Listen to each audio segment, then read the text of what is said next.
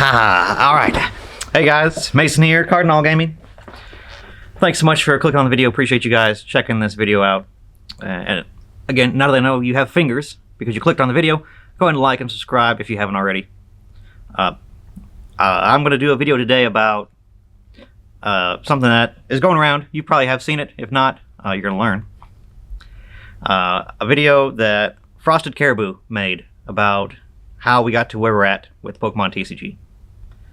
And it talks a lot about things that are important to the hobby and things that are going on right now, and kind of the hype from the end of last year and going in now and where we're at.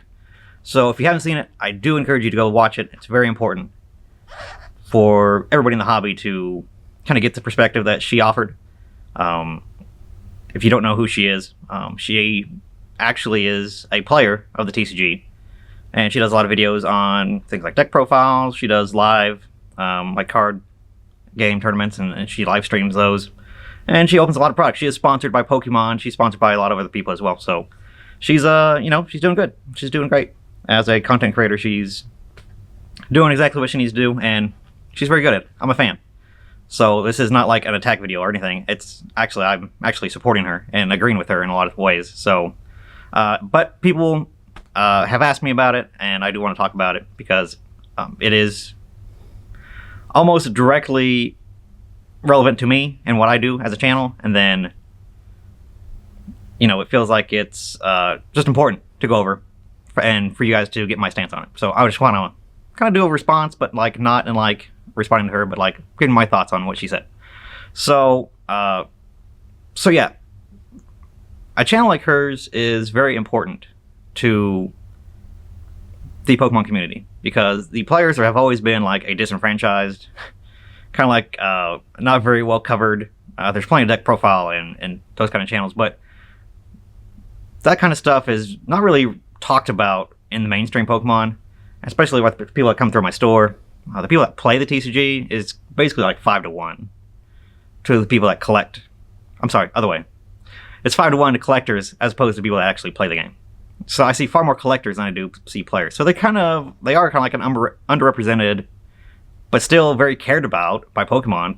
Pokemon obviously cares that they exist. They build the game and the cards around playing. So they want people to be playing the game, and they want stores like me, LGSs, to support them, and they give us support for running tournaments and stuff like that. So Pokemon obviously cares, and she cares, and she's like the first channel to really push back about what's going on and the negativity of the prices and the scarcity of products, and and how difficult it makes it for players that just want to play the game. And I am reading a script, by the way. I just wanted to make it a little more straightforward, not all over the place. So I'm kind of looking down and looking up. So I'm sorry about that. But so yeah, but like me as a store owner, I'm a level 2 tournament organizer. So I run big tournaments, and I love running big tournaments. This is one of my favorite things. I love hosting events. I love running events. The bigger the events, I want to do more of that. So it's something that is important to me as a store owner because that's what I love to do. This is what's fun about the store, is doing that kind of stuff. So I get it, and I understand where she's coming from. So again, I'm not going to rehash her video. Definitely go watch it. It's longer, but it's definitely a good watch, and has a lot of good edits in it. So definitely go through and watch it. But she basically breaks down the Pokemon community into 4 categories. Now, there's the sellers, which is like people like me, LGSs, and she put scalpers in with that. Understandable. And then there's collectors. Collectors are the people that collect, whether it's sealed or graded or just binder collectors, stuff like that. People that are in the hobby for a long-term effect. 3 is the players. The little acknowledged, but people that are important Pokemon because they buy all the sets instead of just collector sets. They're very consistent with how they buy. So as a community and as players, you want to know about everything. You don't really want to know just about prices or investing. You're kind of more into things in the modern term as opposed to collectors that kind of think further back and how historically things have been. And then the fourth thing she put in for the fourth category is content creators. People like on Instagram, YouTube. YouTube is in particular is what she was hitting on. That kind of cater content to those other three pillars, or other three categories in the community. She was mainly going after and talking about full-time people that are sponsored and big channels, stuff like that. But it's important because those are the kinds of people that, if you are getting new and new into Pokemon, that you're going to see that kind of content first. So they have almost like a responsibility to be ambassadors to the hobby and kind of show people what's popular, what is going on, the new stuff that's coming out, what people are wanting and caring about. So it's very important, the role that content creators hold. And she made a big emphasis on this through the video. So as content creators, they have a lot of power to steer and influence people and people's opinions, and they can control the flow of people's purchases, and tell them what to buy, what not to buy, can really move markets. And it's the role that they have, and the particular emphasis about the money aspect of it is what if we talk about that, and that video is getting a lot of views, obviously the people that are watching it are also caring about the monetary side of Pokemon. And I do want to add something to her point that kind of just strengthens what she says. It's really twofold when you talk about content creators. There's the channel itself, and then there's people like you that are watching this stuff, the audience. So we make videos because you guys want to see certain stuff. I'm going to make videos about stuff that you care about and are talking about so that you watch my videos. That's the relationship that we have. And when Logan Paul did his box break, the bulk of those viewers are his viewers, not necessarily Pokemon's. So those people were coming from Logan Paul, where they may have emphasis on other aspects of life and may not even know that Pokemon is still a thing, or Pokemon cards are still a thing. And then they jump over and start watching all this Pokemon content.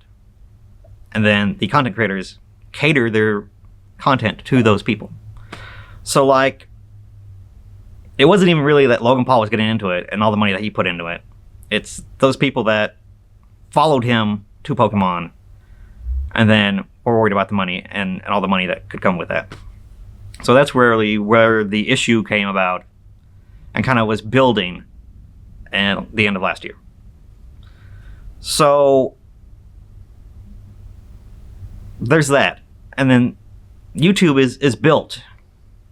The algorithm that YouTube has is built in a manner that people seeking out those videos then get catered more of that kind of information.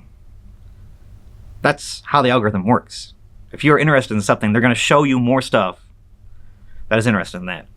So, as a content creator, if somebody wants to worry about Pokemon and then worried about the monetary aspects of Pokemon, a bunch of channels are going to spring up and talk about the money and the aspects of stuff like that in Pokemon. So in order to get the amount of views, that's what you got to do. And you can take the same thing about people that do pack openings. Very popular. People love to watch them. People love to watch vicariously through other people and get that experience of opening packs that they maybe can't. So those videos got a lot of views. And then, people want to make and talk about that kind of stuff in other videos. So that's basically where this is all going towards. And you talk about like my channel blew up because I was talking about, players versus investors versus scalpers, like that big video that is one of my most popular videos. That's why I got popular. It's because something in the algorithm that was popular at that time, or other videos we're talking about, my stuff got pushed in with that, and then I'm picked up all those views. And that's YouTube. That's how YouTube works. YouTube is basically feeding this kind of behavior where people are wanting this information, and then YouTube is feeding them more of that information. So it kind of whips people up into a frenzy and snowballs this kind of content to where those kind of things are getting the views. So that's kind of content that's being created. That's how we got to be where the issue where people are talking about the prices and opening things up and what things are grading for and what the graded prices are. It's because that's the kind of viewership that was in the space at the time. That's the bulk of the viewers from Logan Paul. So that's basically the issue and why channels were catering towards that. And then by catering towards that, we were only encouraging people to worry about the money aspect of it, and thus drove prices up. So that's caused that issue. That's one issue. The next issue is Boo's last point, where she was talking about how, starting with Vivid Voltage, the crunch of the pandemic and the shortages and the delays that put on stuff started to hit actual production processes and distribution processes. So Vivid Voltage is the first set that we saw a huge delay and basically a shortage of. And it hit right at the time that Logan Paul was doing all his stuff. And all the interest was in that side of the hobby and in the money aspects and in pushing all the prices up, and not just with older stuff, but with new stuff. So that's where this all whipped in. It was really a huge demand and then a little product. It's basic supply and demand doing its thing. So when the prices rose, we saw the perfect storm of the laws of supply and demand at work. And she goes on to address YouTube creators and points to us. And I say us as like a collective, and there's plenty of people that are way above me and have bigger channels than me. I'm not like saying, but I do feel responsible, and I'm thinking about that. I'll talk about that later. But larger content creators are at fault for kind of whipping this frenzy up. And to an aspect, YouTube is also, because that's what they're feeding people. So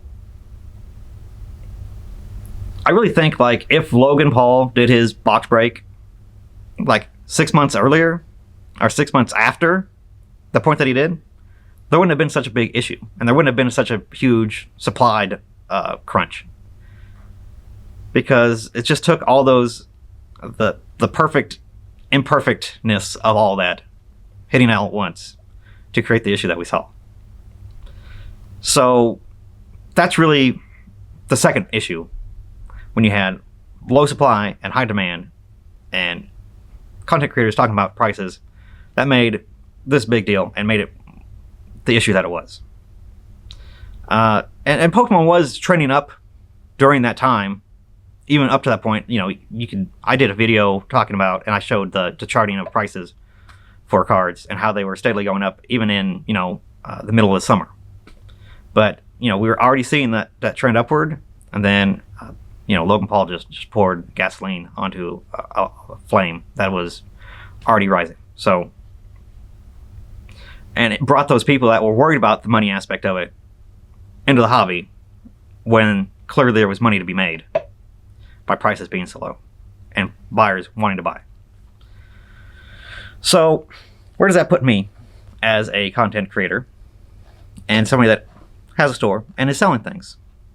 Because I have a channel. I'm a store. I have a small channel. I'm very small comparatively to what she's talking about. But, I do feel particularly pressured to talk about this kind of stuff because of the points that she's bringing up. And it's stuff that I think about.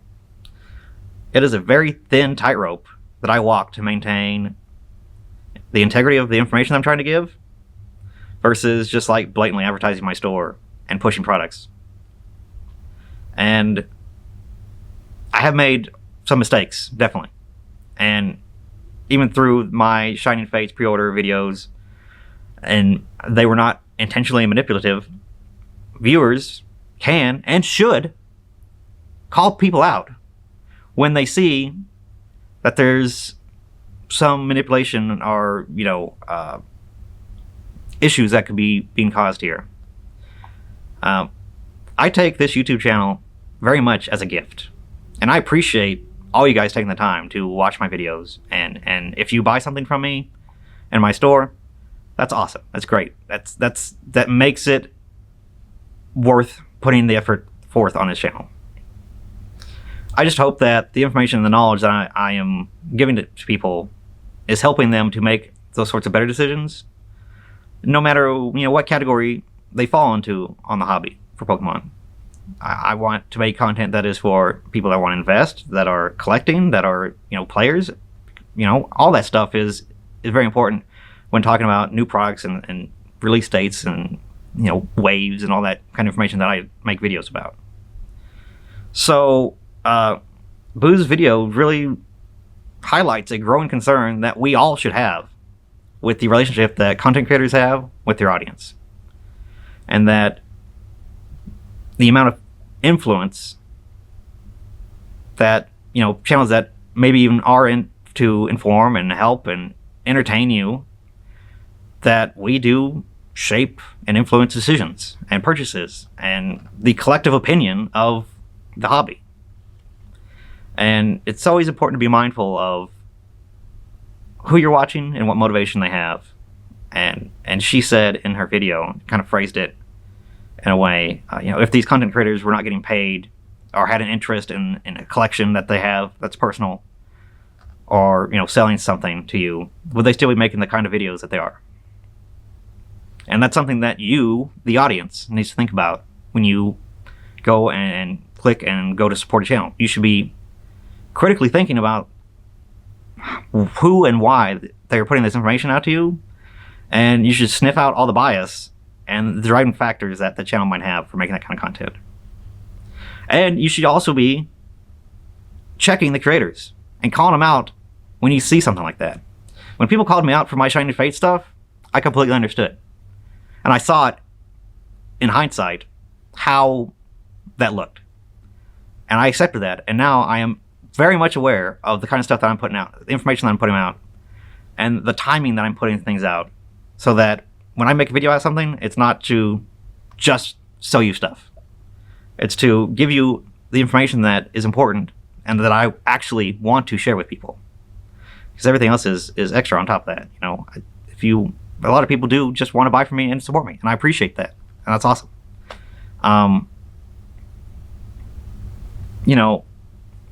It's just important to take that, what you're hearing from any content creator, and don't take it as some divine mandate. Nobody has. You got to sort out the opinions from the facts, and nobody has the knowledge to predict the future. Nobody can tell you if a card is going to go up in value. No one can tell you and has the information of whether or not something is undervalued or overvalued.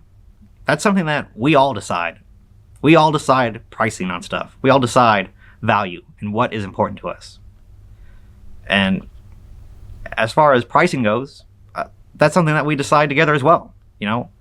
If you think it's something overpriced, the best thing you can do is not buy it.